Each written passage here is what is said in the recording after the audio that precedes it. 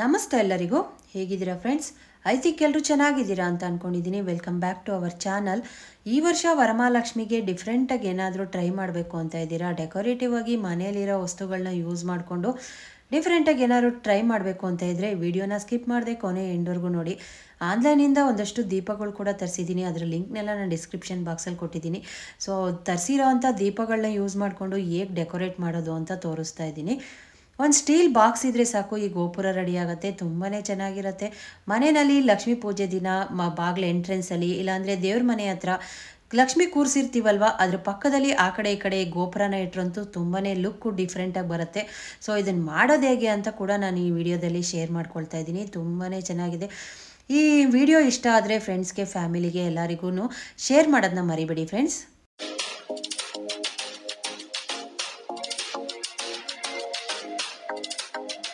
ಈ ವರ್ಷ ಲಕ್ಷ್ಮೀ ಪೂಜೆಗೆ ಏನಾದರೂ ಡಿಫ್ರೆಂಟಾಗಿ ಟ್ರೈ ಮಾಡೋಣ ಅಂತ ಆನ್ಲೈನಲ್ಲಿ ಸರ್ಚ್ ಮಾಡ್ತಾ ಇದ್ದೆ. ಆವಾಗ ನನಗೆ ದೀಪ ಕಾಣಿಸ್ತು. ಸೊ ಹಾಗಾಗಿ ಬುಕ್ ಮಾಡಿದ್ದೆ, ಬಂತು ಮೊನ್ನೆ. ಇವಾಗ ತೋರಿಸೋಣ ನಿಮಗೆ ಅಂತ ನಿಮ್ಮ ಜೊತೆ ಶೇರ್ ಮಾಡೋಣ ಅಂತ ತೋರಿಸ್ತಾ ಇದ್ದೀನಿ. ಅಷ್ಟದೀಪ ಕ್ವಾಲಿಟಿ ವೈಸ್ ಅಂತೂ ತುಂಬಾ ಚೆನ್ನಾಗಿದೆ. ಸೆಂಟ್ರಲ್ಲಿ ಒಂದು ಬಟ್ಲು ಟೈಪ್ ಕೊಟ್ಟಿದ್ದಾರೆ, ಇದಕ್ಕೆ ನೀರಾದರೂ ಹಾಕ್ಬೋದು, ಇಲ್ಲಾಂದರೆ ಐಡಲ್ ಬೇಕಾದರೂ ಹಾಕಿ ನಾವು ಅಲಂಕಾರ ಮಾಡ್ಕೊಳ್ಬೋದು. ತುಂಬ ಚೆನ್ನಾಗಿದೆ. ಆನ್ಲೈನಲ್ಲಿ ತೊಗೊಂಡಿದ್ದೀನಿ. ಇದ್ರ ಲಿಂಕ್ ಎಲ್ಲ ನಾನು ಡಿಸ್ಕ್ರಿಪ್ಷನ್ ಬಾಕ್ಸಲ್ಲಿ ಕೊಟ್ಟಿರ್ತೀನಿ, ಚೆಕ್ ಮಾಡಿ ಫ್ರೆಂಡ್ಸ್. ಕ್ವಾಲಿಟಿ ವೈಸ್ ಅಂತೂ ತುಂಬಾ ಚೆನ್ನಾಗಿದೆ. ಅಷ್ಟದೀಪ, ಅಷ್ಟಲಕ್ಷ್ಮಿ ಅಲ್ವಾ, ಸೊ ಹಾಗಾಗಿ ಅಷ್ಟದೀಪನ ತರಿಸಿದ್ದೀನಿ.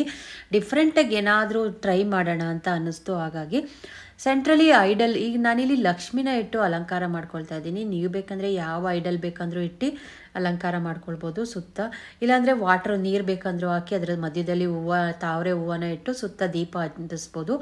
ತುಪ್ಪದ ದೀಪ ಹಚ್ಸೋಣ ಅಂತ ಅಂದ್ಕೊಂಡೆ, ಬೇಕಂದರೆ ಅದನ್ನು ಹಚ್ಬೋದು. ತುಪ್ಪದೆಲ್ಲ ಹಚ್ಚಿದ್ರೆ ಅಲ್ಲಿ ಅಂಟೆಂಟ್ ಥರ ಆಗುತ್ತೆ ಮತ್ತು ಬ್ಲ್ಯಾಕ್ ಕಲರ್ ಆಗಿಬಿಡತ್ತೆ ಅಂತ ನಾನೇನು ಮಾಡಿದ್ದೀನಿ ಅಂದರೆ ಒಂದು 50 ಪೀಸು ಕ್ಯಾಂಡಲ್ನ ತರಿಸಿದ್ದೀನಿ. ಸೊ ಡೆಕೋರೇಟ್ ಮಾಡೋದಕ್ಕೂ ಬೇಕಾಗತ್ತೆ ಅಂತ. ಈ ಕ್ಯಾಂಡಲ್ ಕೂಡ ಆನ್ಲೈನಲ್ಲೇ ತೊಗೊಂಡಿದ್ದು, ತುಂಬ ಚೆನ್ನಾಗಿದೆ. ಇದು ಸುತ್ತ ಈ ಕ್ಯಾಂಡಲ್ ಇಟ್ಟು ಸೆಂಟ್ರಲ್ಲಿ ಲಕ್ಷ್ಮಿನ ಇಟ್ಟು ಆಮೇಲೆ ಅಲಂಕಾರ ಮಾಡಿ ದೀಪ ಹಚ್ಚಿದಾಗಂತೂ ತುಂಬಾ ಚೆನ್ನಾಗಿ ಕಾಣಿಸ್ತಾ ಇರುತ್ತೆ. ಕ್ಯಾಂಡಲ್ ಉರಿದಾದ್ಮೇಲೆ ಎತ್ತಿ ಆಚೆ ಹಾಕ್ಬೋದು. ತುಪ್ಪದ ದೀಪ ಎಲ್ಲ ಹಚ್ಚಿದ್ರೆ ಇಲ್ಲ ಎಣ್ಣೆ ಹಾಕಿ ಬತ್ತಿ ಹಾಕಿ ಹಚ್ಬೋದು. ಅದು ಹಚ್ಚಿದ್ರೆ ಬ್ಲ್ಯಾಕ್ ಆಗಿಬಿಡುತ್ತೆ ಮತ್ತು ತೊಳೆಯುವಾಗೆಲ್ಲ ಅದು ಕಲರ್ ಏನಾದ್ರು ಹೋಗ್ಬಿಡ್ಬೋದೇನೋ ಅಂತ. ಸೊ ನಾನು ಈ ಕ್ಯಾಂಡಲ್ನ ತರಿಸಿದ್ದೀನಿ. ತುಂಬಾ ಚೆನ್ನಾಗಿ ಕಾಣಿಸ್ತಾ ಇತ್ತು. ಹಚ್ಚಿದಾಗಂತೂ ತುಂಬ ಚೆನ್ನಾಗಿ ಕಾಣಿಸ್ತಾ ಇತ್ತು. ತೋರಿಸ್ತೀನಿ ನಿಮಗೆ ಹಚ್ಚಿದಾದ್ಮೇಲೆ ಎಷ್ಟು ಚೆನ್ನಾಗಿ ಕಾಣಿಸ್ತಾ ಇತ್ತು ಅಂದರೆ. ಈ ಸೆಂಟ್ರಲ್ಲಿ ನಾವು ಯಾವ ಐಡಲ್ ಬೇಕಾದ್ರೂ ಇಟ್ಕೊಳ್ಬೋದು. ನಾನಿಲ್ಲಿ ಲಕ್ಷ್ಮೀ ಪೂಜೆ ಆಗಿರೋದ್ರಿಂದ ಲಕ್ಷ್ಮಿನ ಇಟ್ಬಿಟ್ಟು ತೋರಿಸ್ತಾ ಇದ್ದೀನಿ. ನೋಡಿ, ಈ ಥರ ನೈಟ್ ಅಂತೂ ತುಂಬ ಚೆನ್ನಾಗಿ ಕಾಣಿಸುತ್ತೆ.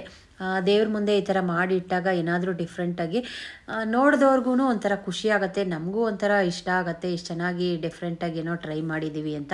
ಸೊ ಹಾಗಾಗಿ ನಾನು ಕೂಡ ಇದನ್ನು ತರಿಸಿದ್ದೀನಿ. ನಿಮಗೆ ಯಾರಿಗಾದರೂ ಇಂಟ್ರೆಸ್ಟ್ ಇದ್ದರೆ ಇದರ ಲಿಂಕ್ ಎಲ್ಲ ನಾನು ಡಿಸ್ಕ್ರಿಪ್ಷನ್ ಬಾಕ್ಸಲ್ಲಿ ಕೊಟ್ಟಿರ್ತೀನಿ, ಚೆಕ್ ಮಾಡಿ ತರಿಸ್ಕೊಳ್ಬೋದು. ಹಾಗೆಯೇ ಈ ಟಿಪ್ ಇಷ್ಟ ಆಯಿತು ಅಂದರೆ ನೀವೆಲ್ಲರೂ ನನಗೆ ಲೈಕ್ ಮಾಡೋದನ್ನ ಮಾತ್ರ ಮರಿಬೇಡಿ. ಲೈಕ್ ಮಾಡಿ, ಫ್ರೆಂಡ್ಸ್ಗೆ, ಫ್ಯಾಮಿಲಿಗೆ ಶೇರ್ ಮಾಡಿ, ಅವರು ಕೂಡ ತರಿಸ್ಕೊಳ್ಳಿ. ಇನ್ನೇನು ಹಬ್ಬ, ಇನ್ನೊಂದು 2-3 ಡೇಸಲ್ಲಿ ಹಬ್ಬ ಬರ್ತಾ ಇದೆಯಲ್ವಾ, ಎಲ್ಲರೂ ಟ್ರೈ ಮಾಡಲಿ ಅಂತ ಕೇಳ್ಕೊಳ್ತೀನಿ. ಲಕ್ಷ್ಮಿನ ಕೂರಿಸೋದಕ್ಕೆ ಹಿಂದೆ ಬ್ಯಾಕ್ಗ್ರೌಂಡಲ್ಲಿ ರೆಡಿ ಮಾಡ್ಕೊಳ್ತಾ ಇದ್ದೀನಿ. ಸೊ ನಾನು ನಮ್ಮ ಮನೇಲಿ ದೇವ್ರ ಮನೆ ಆಪೋಸಿಟ್ಟು ಈ ಥರ ಕೂರಿಸ್ತೀನಿ. ಇವಾಗ 3 ಟ್ರಾನ್ಸ್ಪರೆಂಟ್ ಇರೋ ಅಂಥ ನಾನು ಕರ್ಟನ್ನ ತೊಗೊಂಡಿದ್ದೀನಿ. ಟ್ರಾನ್ಸ್ಪರೆಂಟ್ ಇದ್ದರೆ ಚೆನ್ನಾಗಿರುತ್ತೆ ಅಂತ ಈ ಕರ್ಟನ್ನ ತೊಗೊಂಡಿದ್ದೀನಿ. ಸೊ ಇದನ್ನು ಮೊದಲು ಒಂದು ದಾರ ಹಾಕ್ಕೊಂಡು ಸೆಂಟ್ರಲ್ ಒಂದು ಕಟ್ಕೊಳ್ತಾ ಇದ್ದೀನಿ. ಇನ್ನೂ 2 ಕರ್ಟನ್ನ ಈ ಥರ ಕಟ್ಕೊಳ್ತಾ ಇದ್ದೀನಿ. ಆ ಕಡೆ ಈ ಕಡೆ 2 ಕಡೆ ಸ್ಪ್ರೆಡ್ ಮಾಡ್ಕೊಳ್ಳೋಣ. 2 ಕಡೆ ನಾವು ಟೈಟಾಗಿ ಟೈಯಿಂಗ್ ಮಾಡ್ಕೊಳ್ತಾ ಇದ್ದೀನಿ. ಇಲ್ಲಿ ನಾನು ಈ ವುಡ್ಡಿಗೆ 2 ಕಡೆನೂ ಮಳೆ ಹೊಡ್ಕೊಂಡಿದ್ದೀನಿ. ಸೊ ಅದು ಟೈಟಾಗಿ ದಾರ ಇಟ್ಕೊಳ್ಳಿ ಅಂತ. ಇದೇ ಜಾಗದಲ್ಲಿ ಕೂರಿಸ್ಕೊಳ್ಳೋದ್ರಿಂದ ನಾನಿಲ್ಲಿ ಯಾವ ಥರ ಹಿಂದೆ ಬ್ಯಾಕ್ಗ್ರೌಂಡ್ನ ರೆಡಿ ಮಾಡ್ಕೊಳ್ಳೋದು, ಮನೆಯಲ್ಲಿ ಇರೋ ಅಂಥ ಸಿಂಪಲ್ಲಾಗಿ ಕರ್ಟನ್ನ ಯೂಸ್ ಮಾಡಿಕೊಂಡು ಯಾವ ಥರ ಮಾಡ್ಕೊಳ್ಳೋದು ಅಂತ ತೋರಿಸ್ತಾ ಇದ್ದೀನಿ. ಸೊ ಸೆಂಟ್ರಲ್ಲಿರೋ ಕರ್ಟನ್ನ ಹಾಗೆ ಬಿಟ್ಬಿಡ್ಬೇಕು, ಅದನ್ನು ಬೇರೆ ಸಪ್ರೇಟ್ ದಾರ ಹಾಕಿ. ಆಮೇಲೆ 3 ಕರ್ಟನ್ನ ತೊಗೊಂಡಿದ್ದೀನಿ ಇಲ್ಲಿ ನಾನು. ಆಮೇಲೆ ಈ ಥರ ಲೀಫ್ ಇದನ್ನು ಇದೆ ನನ್ನ ಹತ್ರ, ಲೀಫು ಇದೆ, ಎಲ್ಲ ಕಡೆ ಆನ್ಲೈನಲ್ಲಿ ಸಿಗುತ್ತೆ ಈ ಥರದ್ದು. ಇದು ಡೆಕೋರೇಟ್ ಮಾಡೋದಕ್ಕೆ ಅಂತಲೇ ಈ ಥರದ್ದೆಲ್ಲ ಸಿಗುತ್ತೆ. ಸೊ ಹಾಗಾಗಿ ಇದು ನನ್ನ ಹತ್ರ ಆಲ್ರೆಡಿ ನಮ್ಮ ಮನೇಲಿ ಇತ್ತು, ಹಂಗಾಗಿ ನಾನು ಇದನ್ನು ಯೂಸ್ ಮಾಡ್ಕೊಳ್ತಾ ಇದ್ದೀನಿ. ಇದನ್ನು ಲೀಫ್ನ ಆ ಕಡೆ ಈ ಕಡೆ ಹಾಕಿ 2 ಮುಂದೆ ಹಾಕಿರೋ ಅಂಥ ಕರ್ಟನ್ಗಳಿಗೆ ಈ ಥರ ಒಂದು ಟೈಯಿಂಗ್ನ ಮಾಡ್ಕೊಳ್ತಾ ಇದ್ದೀನಿ. ಈ ಸೆಂಟ್ರಲ್ಲಿ ನಾವು ಟೇಬಲ್ ಹಾಕಿ ಇವಾಗ ಲಕ್ಷ್ಮಿನ ಕೂರಿಸ್ಕೊಂಡ್ರೆ ಚೆನ್ನಾಗಿರುತ್ತೆ. ಸೊ ಇದಕ್ಕೆ ಲೈಟಿಂಗ್ಸ್ ಎಲ್ಲ ಹಾಕಿದ್ರೆ ಇನ್ನೂ ತುಂಬ ಚೆನ್ನಾಗಿ ಕಾಣಿಸುತ್ತೆ. ನಾನಿಲ್ಲಿ ಸಿಂಪಲಾಗಿ ನಿಮಗೆ ಒಂದು ಐಡಿಯಾ ಬರಲಿ ಅಂತ ತೋರಿಸ್ತಾ ಇದ್ದೀನಿ. ಈ ಹೂವನ್ನ ನಾನು ಪ್ಲಾಸ್ಟಿಕ್ದು ಇದನ್ನು ಡೆಕೋರೇಟ್ ಮಾಡೋದಕ್ಕೆ ಹೂವು ಯೂಸ್ ಮಾಡಬಾರ್ದು ಅಂತ ಇನ್ನೊಂದಷ್ಟು ಕಮೆಂಟ್ ಮಾಡ್ತಾರೆ. ಸೊ ನಾನಿಲ್ಲಿ ತೋರಿಸ್ತಾ ಇರೋದು ಬ್ಯಾಕ್ಗ್ರೌಂಡಿಗೆ ಡೆಕೋರೇಟ್ ಮಾಡ್ಕೊಳ್ಳೋದಕ್ಕೆ ಪ್ಲಾಸ್ಟಿಕ್ ಹೂವನ್ನ ಯೂಸ್ ಮಾಡ್ಬೋದು, ಏನು ಪ್ರಾಬ್ಲಮ್ ಇಲ್ಲ. ಸೊ ದುಡ್ಡಿರೋರು ಎಲ್ಲ ಹೂವು ನ್ಯಾಚುರಲ್ ಹೂವನೇ ತರಿಸಿ ಹಾಕಿ ಡೆಕೋರೇಟಿವ್ರನ್ನ ಕರೆಸಿ ಎಲ್ಲ ಮಾಡ್ಕೊಳ್ತಾರೆ. ಸೊ ಇಲ್ಲ ಅಂದವರು ಸಿಂಪಲಾಗಿ ಮನೇಲೇ ಯಾವ ಥರ ಡೆಕೋರೇಟ್ ಮಾಡೋದು ಅಂತ ನಾನು ಜಸ್ಟ್ ಇಲ್ಲಿ ತೋರಿಸ್ತಾ ಇರೋದು. ಈ ಥರ ಗಂಟೆನ ನಾನು ಈ ಎರಡು ಇದಕ್ಕೂ ಪೋಣಿಸ್ಕೊಂಡಿದ್ದೀನಿ. ನನ್ನ ಇಲ್ಲಿ ಟೋಟಲಿ 10 ಇದು ಇದೆ, 2 ಪೀಸ್, ಒಂದು ಸೆಟ್ಟಿಗೆ 150 ರೂಪಾಯಿ. ನನ್ನ ಲಾಸ್ಟ್ ಲಾಗಲ್ಲಿ ಕೂಡ ಇದನ್ನು ತೋರಿಸಿ ಹೇಳಿದ್ದೀನಿ. ಈಗ ನಾನು ಕೆಳಗಡೆ ಆ ಗಂಟೆನ ಕಟ್ಕೊಂಡಿದ್ದೀನಿ. ಇದನ್ನು ಸಪ್ರೇಟ್ ಗಂಟೆ ತೊಗೊಂಡು ಬಂದಿದ್ನಲ್ವ ನಾನು ಚಿಕ್ಕಪೇಟೆಯಿಂದ, ಅದನ್ನು ಕಟ್ಟಿದ್ದೀನಿ. ಸೊ ಈ ಥರ ನಾವು ಹಿಂದೆ ಹಾಕೋದಕ್ಕೆ ಜಾಗ ಇದ್ದರೆ ವುಡ್ ಮೇಲೆ ಈ ಥರ ನಾನು ಹಾಕ್ಕೊಳ್ತಾ ಇದ್ದೀನಲ್ಲ ಹಾಕೋಬೋದು. ಇಲ್ಲ ಅಂದ್ರೂ ಒಂದು ಬಟ್ಟೆ ಪಿನ್ನ ಯೂಸ್ ಮಾಡಿ ಮೇಲೆ ಕೆಳಗೆ ಸ್ವಲ್ಪ ಅಪ್ಸ್ ಆ್ಯಂಡ್ ಡೌನ್ ಥರ ಮಾಡಿಕೊಂಡ್ರೆ ಆವಾಗ ಚೆನ್ನಾಗಿರುತ್ತೆ ಅಂತ ನಾನಿಲ್ಲಿ ಆ್ಯಕ್ಚುಲಿ ಈ ಥರ ತೋರಿಸ್ತಾ ಇದ್ದೀನಿ. ನಿಮಗೆ ಬಟ್ಟೆ ಪಿನ್ ಯೂಸ್ ಮಾಡಿ ಇದನ್ನು ಹಾಕ್ಕೊಳ್ಬೋದು. ಈ ಥರ ಹಾಕಿ ಸ್ಟೆಪ್ಸು ಈ ಥರ ತ್ರಿಕೋನ ಥರ ಸ್ಟೆಪ್ಸು ಹೈಟು ಕಮ್ಮಿ ಹೈಟು ಈ ಥರ ಮಾಡಿಕೊಂಡ್ರೆ ಚೆನ್ನಾಗಿ ಕಾಣಿಸುತ್ತೆ ಅಂತ ಈ ಥರ ತೋರಿಸ್ತಾ ಇದ್ದೀನಿ. ತುಂಬಾ ಚೆನ್ನಾಗಿರುತ್ತೆ. ಮನೆಯಲ್ಲಿರೋ ವಸ್ತುಗಳನ್ನ ಸಿಂಪಲಾಗಿ ಯೂಸ್ ಮಾಡಿಕೊಂಡು ಹಿಂದೆ ಡೆಕೋರೇಟ್ ಮಾಡಿಕೊಂಡು ಸೆಂಟ್ರಲ್ಲಿ ಲಕ್ಷ್ಮಿನ ಇಲ್ಲಿ ಟೇಬಲ್ ಹಾಕ್ಕೊಂಡು ಕೂರಿಸ್ಕೊಂಡ್ರೆ ತುಂಬ ಚೆನ್ನಾಗಿ ಕಾಣಿಸುತ್ತೆ.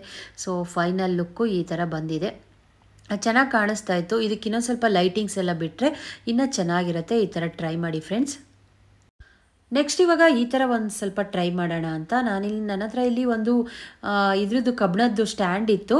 ಈ ಸ್ಟ್ಯಾಂಡಿಗೆ ನಾನು ಗೋಲ್ಡನ್ ಕಲರ್ ಪೇಂಟ್ನ ಮಾಡಿದ್ದೀನಿ. ಈ ವುಡ್ ಬಂದು ಇದು ರೌಂಡ್ ಶೇಪಲ್ಲಿ ಇದೆಯಲ್ಲ, ಅದು ಚಪಾತಿ ಮಣೆ, ಅದಕ್ಕೂ ಕೂಡ ಅದು ಹಳೆಯದು ಅಂತ ಅದನ್ನು ಬಿಸಾಕಿದ್ದೆ. ಅದನ್ನು ಯೂಸ್ ಮಾಡೋಣ ಅಂತ ಅದು ಕೂಡ ಗೋಲ್ಡನ್ ಕಲರ್ ಪೇಂಟ್ನ ಮಾಡ್ಕೊಂಡಿದ್ದೀನಿ.